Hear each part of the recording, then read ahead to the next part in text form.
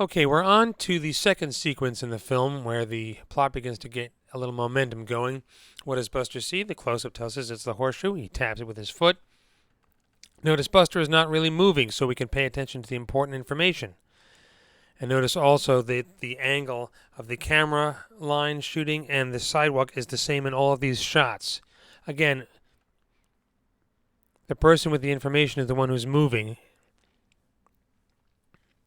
Quick little look into the camera there. Interesting slide into the shot, the way he runs in.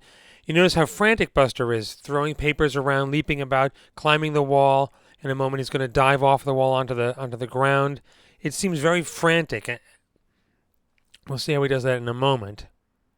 Very deliberate there. And you'll notice he leaps in the air and falls on his back. It's a hard fall.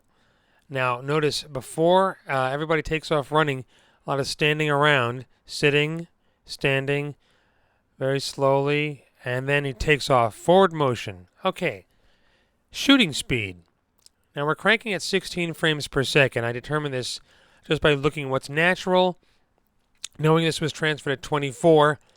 So we're looking at this at 66 and 2/3% of regular speed, which simulates 16 frames per second.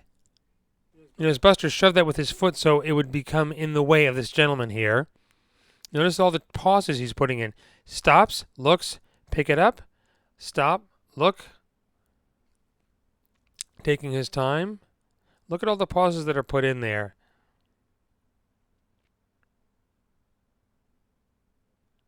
Look at this. And notice there's something written on the wall behind Buster. Let's take a good look at that, shall we? Oh, someone's written GIP funny. And they just left that in. Okay, back to the action.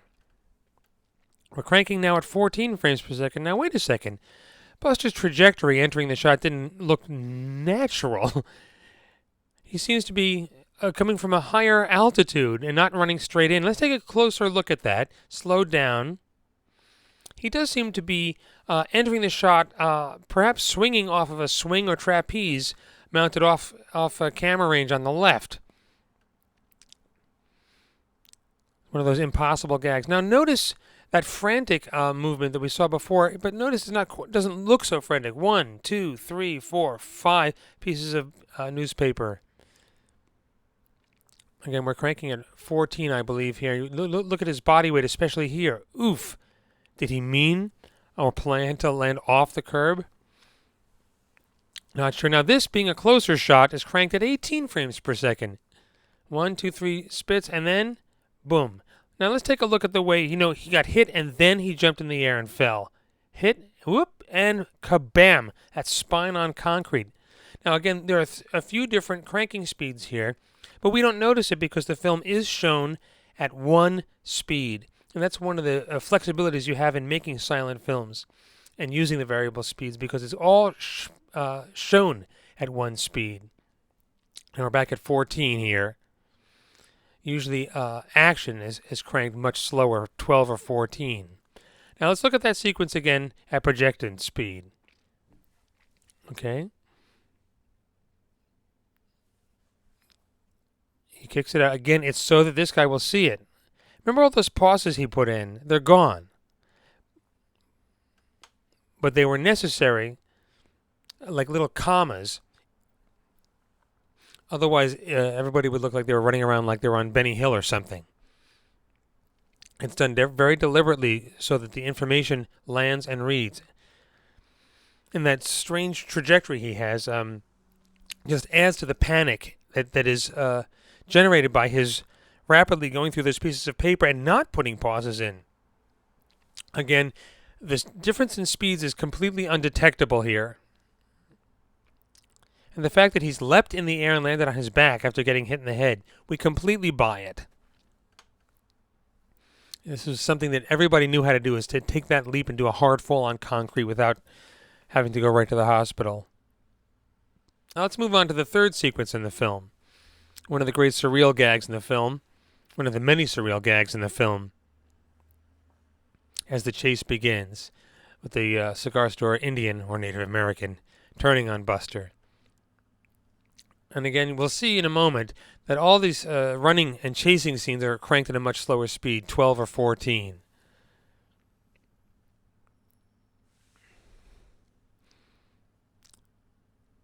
And there's just a quick collision and a quick fall there. This is a great surreal gag. And we don't really see what they're saying. We're not really paying attention to them. We just see them gesture and point with their arms. And that's all we really need to see is we determine what they're saying based on their pointing. And look how deliberate this is. Hey, look at that. All right, let's look at that at shooting speed. Now, most of this sequence is shot at 12. I believe it was cranked at around 12.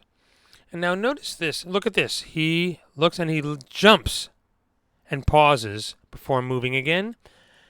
Buster is taking his time reaching in for a cigarette. And watch the Indian guy. 1, 2.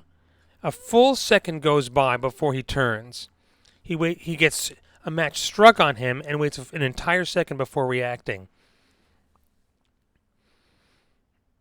You can see from the body weight and the movement. This is what made me feel like this was definitely shot at 12. Where we're looking at this at 50% speed. You go there and turn that way and make a left and then a right. And watch when the cop jumps in. They both leap into the air just a little bit to soften the blow and then land on the ground.